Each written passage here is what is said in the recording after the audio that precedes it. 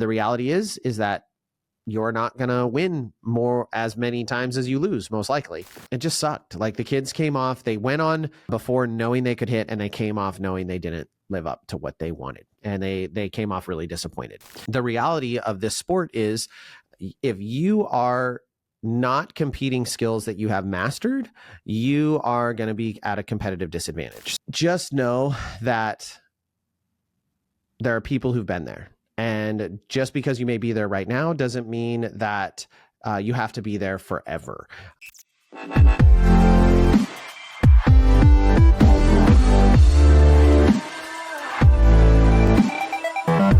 Hello, everyone, and welcome to another episode of the Cheer Biz Podcast. I'm your host, Dan Cotton, and today we are talking about the fact that my Worlds team did not do so well in Florida.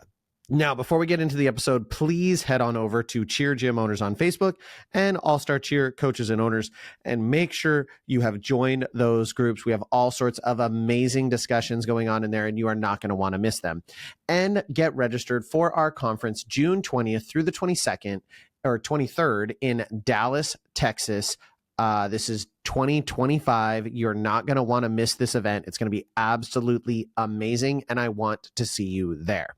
Now, I apologize. I'm a little scatterbrained today. I've got a couple other things on my mind, on top of the fact that we are leaving for D2 Summit tonight, so I have my showcase, and it's just a wild and crazy day, as many of these days tend to be. But I want to talk to you about my experience at Worlds this last year, or this last couple weeks ago, and what happened. So my team left. We were feeling good. To be completely honest, my team had a spat of crazy bad luck. It started after our second to last event.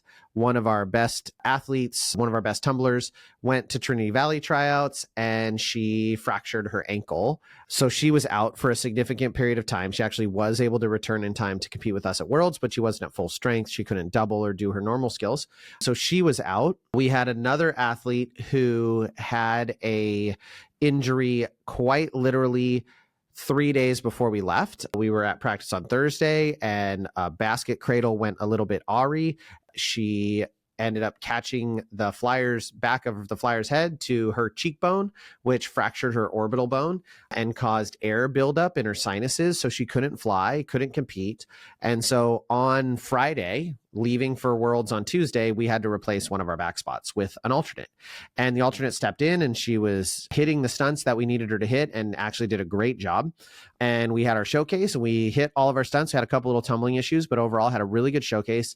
And then when we got to Florida, they were like perfect. They maybe dropped 2 or 3 stunts the entire time we were there in warm-ups and field practices and other things like that. We had a perfect warm-up. Not a single stunt came down in our warm-up process.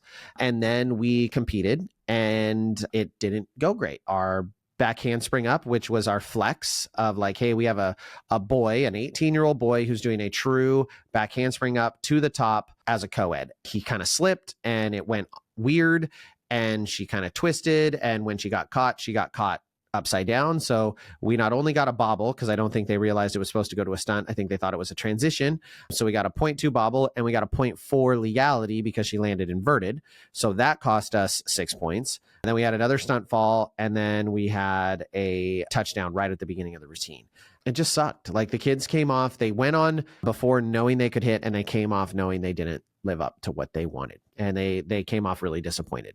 Basically spent the rest of my time in Florida managing that. And so I want to talk to you about some of the strategies that I use in these circumstances, because the reality is that you're not going to win as many times as you lose, most likely. And there's going to be more losers than there are winners at any given event. So first off, it's managing the disappointment. So I like to let athletes embrace their feelings. I think it's okay to come off the mat and be sad and be disappointed. And I let them have that while they watch their routine. I let some tears flow. And then I talked to them really quick. And I said, I said this 2 or 3 times. And then I actually posted a video because USASF had me mic'd up of me saying this. But, you went on the mat a family and you come off the mat a family, no matter what occurred on that mat. We're still family at the end. Letting them know it wasn't our day. And it's okay to be disappointed and it's okay to have feelings, but it's not okay to blame anyone because no one went out on the mat intentionally trying to fail. just helping the kids through those moments and hugging the kids who feel like they messed up and lifting them up, encouraging the athletes that had great routines and just letting them know, hey, you had a great day today and I'm super proud of you. And the same thing, those kids who had little issues, hey, you were perfect for the rest of the routine. You just had one problem. And unfortunately, we are in a sport that is all about perfection. Not only in this sport are we focused on being perfect, but we also are judged by judges and by the public eye. So you have to also process this loss that happened in public, this failure that happened publicly. It was streamed.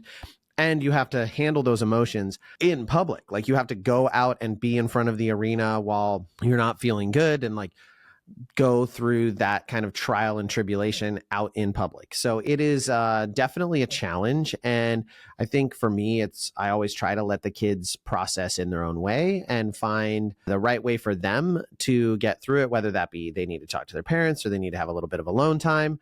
Like there are a number of different ways for people to process failure, process loss. And I think it is important to allow them those moments. And then from there, my real focus is what do the athletes need? Like what do they need from me to not only process kind of where they're at, but also move forward? At the end of the day, in reality, it's just cheerleading. Like it's just a sport. It's a youth sport that you're going to participate in. And yeah, you're going to remember that you didn't have the best performance at Worlds. You're going to remember those things probably for a long time, but that scar is going to heal, or that wound is going to scar over, and eventually it will fade.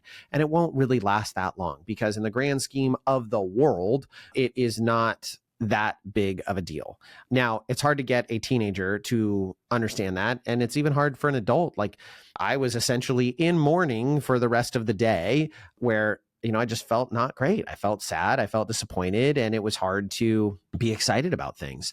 And that was even going and watching friends compete and supporting them and being excited. But I definitely wasn't as excited as I would have been if I'd felt like we'd really put out what we wanted to do. So I think the other thing is in allowing athletes to process, you need to refocus on all of the accomplishments, like what this is actually about, which is the relationships, the family, what they've done, what they've accomplished, what they've learned, and refocusing on those things. And I actually try to focus on those things before we go out and after, no matter what. On top of that, I think it is really important to have direction. So one of the things we did this last year when we were at Worlds just a few weeks ago is at the end of day one, after we did not make finals, I sat the team down and we had a team meeting. We talked for almost an hour and a half about, what do we as a program need to do different to not be in this position again? What is it that we need to change? Some of it was me being very direct with them, like, hey, these are things that I think need to change. Some of it was them being very direct with me and the other coaching staff. And we took notes and basically left being like, this is what we're going to do. This is what we're going to do going into next season. And if we can't all be on board for this, then, hey, you're really talented athletes. But the reality of this sport is if you are not competing skills that you have mastered, you are going to be at a competitive disadvantage. So the teams that we are going up against are teams that, most of the athletes are trying out with, or the teams that are winning are trying out with double fulls, like the vast majority of the team. I had 3 double fulls at the beginning of the season, and one of those double fulls had a broken ankle at Worlds. We still competed, I think 6 or 7 of them, but we have to develop skill all season long. It's not easy.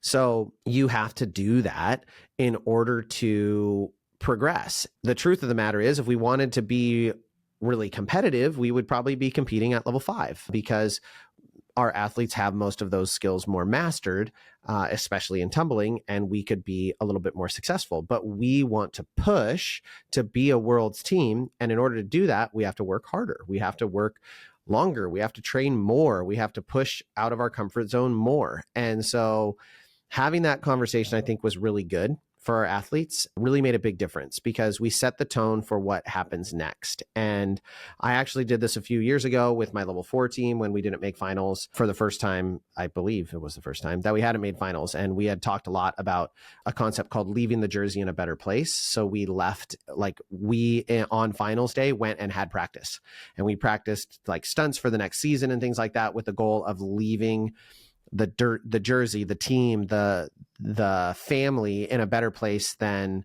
we started it with. And I think that is a very cathartic process for people and very, very beneficial. So giving athletes a path forward, I think, is really important. And I'm apologizing up front. I know this is a hard listen potentially because I've had to stop like 4 different times. I'm at the gym. People are coming in to tour and like construction people. It's just a mess of a day. And I'm getting calls and text messages and things. It's a wild day. So I apologize if this seems a little bit disjointed. Hopefully my editor puts it together so it sounds clean. But it's really important to give athletes a path forward, and leaving the jersey in the better place is a great way to do it. How do we invest in the future? Because although we've had this horrible experience or bad experience, not even really horrible, this sad experience, disappointing, we want to make sure that those of you who are staying, those of you who are going to be back, those of you who are going to graduate, you're going to look back and you're going to see this team be as successful or more successful than it was when you were first on it. I also think that at the end of the day, lessons from a loss are some of the best lessons that you can have. My years of the best retention have been years that we have had painful losses because there's something to come back and prove. And when you have those really easy years where you win a whole bunch and you go and win that end of season event, I think it is a lot easier to be like, okay, I'm done. I don't need to prove it anymore. And I think that is a detriment to athletes because they feel like they've kind of reached that pinnacle and it's over. And I think that's very easy to happen with Worlds. I've seen it happen with multiple athletes. I have athlete from the Pacific Northwest, wonderful kid, known her since she was, I think, 6 or 7. And she's been traveling to be on Senior Elite. And she's now won, or not Senior Elite, SSX. She's now won Worlds twice in a row. So she has 2 Worlds rings. And the young athlete I knew her as would have like given anything to compete on that team and to win Worlds and like have those rings. And now at the end of her most recent season, she's a junior. And now she travels a lot. She has to fly when she goes to practices. She still lives in the Pacific Northwest and she flies out. She primarily tumbles on the team. But she's like, you know what? I'm taking my senior year off. I just don't want to do it because I've won Worlds. I've got it. I've accomplished it. And I think there is a lot more lesson in loss. I also think that resilience is something that kids lack these days. Learning how to be resilient and build resilience through loss, I think, is a just phenomenal skill set. And so although I certainly would not wish that we lost, I wasn't happy about it. I did not want to not make finals. And I say the word lost, we were not going to win Worlds. So I'll just put that out there. Those of you who are listening who are like, Dan, I saw your routine. You weren't going to beat max senior stars. You're 100% right. I don't disagree with you at all. But we maybe would have made finals if we'd smacked our routine. I think we had a shot. I don't know that we would have broken into the top 5. I think we would have probably been between 10th and 7th if with a really great routine.